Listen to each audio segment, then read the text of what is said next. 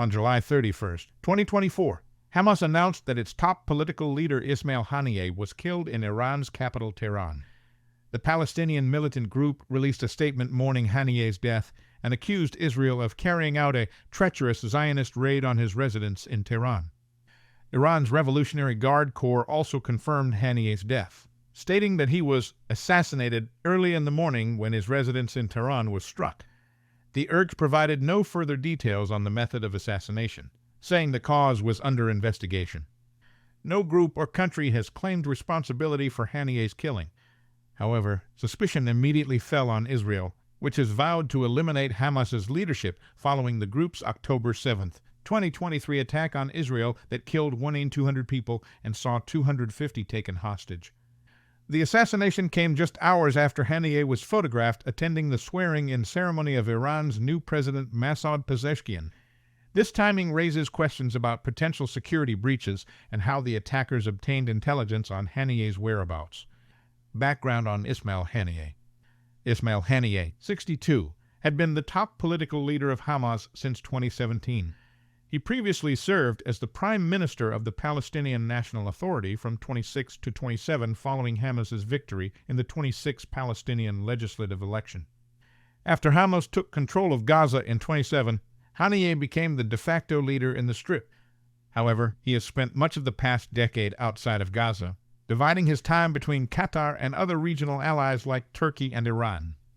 Haniyeh was known as a pragmatic figure within Hamas who at times advocated for ceasefires with Israel. However, he also staunchly supported armed resistance against Israel and rejected recognizing Israel's right to exist. In April 2024, Israel killed Haniyeh's 3 sons and several grandchildren in an airstrike in Gaza while he was in Qatar. At the time, Israel said the sons were involved in Hamas military activities, a claim Haniyeh denied. Potential Israeli involvement. While Israel has not officially commented on Haniyeh's death, the country has a long history of targeted assassinations against Palestinian militant leaders and Iranian nuclear scientists.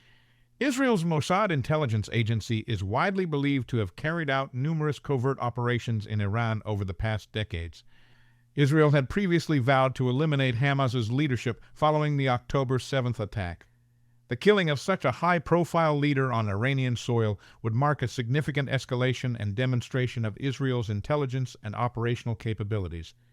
If confirmed to be an Israeli operation, it would likely have required extensive planning and potentially cooperation from local assets within Iran. The assassination of a top Hamas leader in Tehran would be seen as a major embarrassment for Iran's security apparatus. Iranian reaction and implications. Iran's confirmation of Haniyeh's death on its soil puts the Islamic Republic in a difficult position. Tehran has long positioned itself as a supporter of Palestinian militant groups and opponent of Israel. The killing of a senior Hamas figure in its capital city exposes vulnerabilities in Iran's security and intelligence services.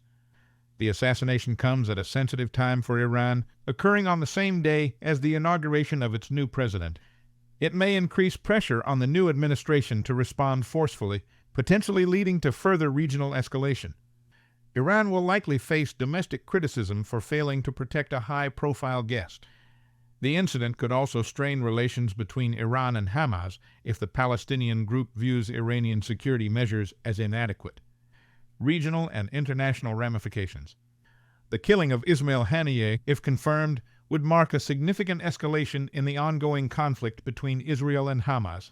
It comes amid heightened regional tensions, with Israel and Hezbollah exchanging fire across the Lebanon-Israel border in recent days.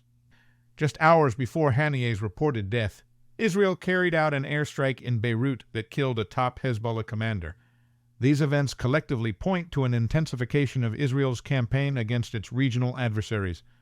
The assassination of a senior Hamas leader on Iranian soil could potentially draw Tehran more directly into the conflict. It may also complicate ongoing efforts by regional and international mediators to broker a long-term ceasefire between Israel and Hamas.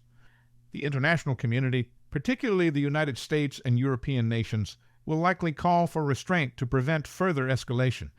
However, the series of high-profile assassinations and counter-strikes may make the escalation increasingly challenging. Implications for Hamas leadership?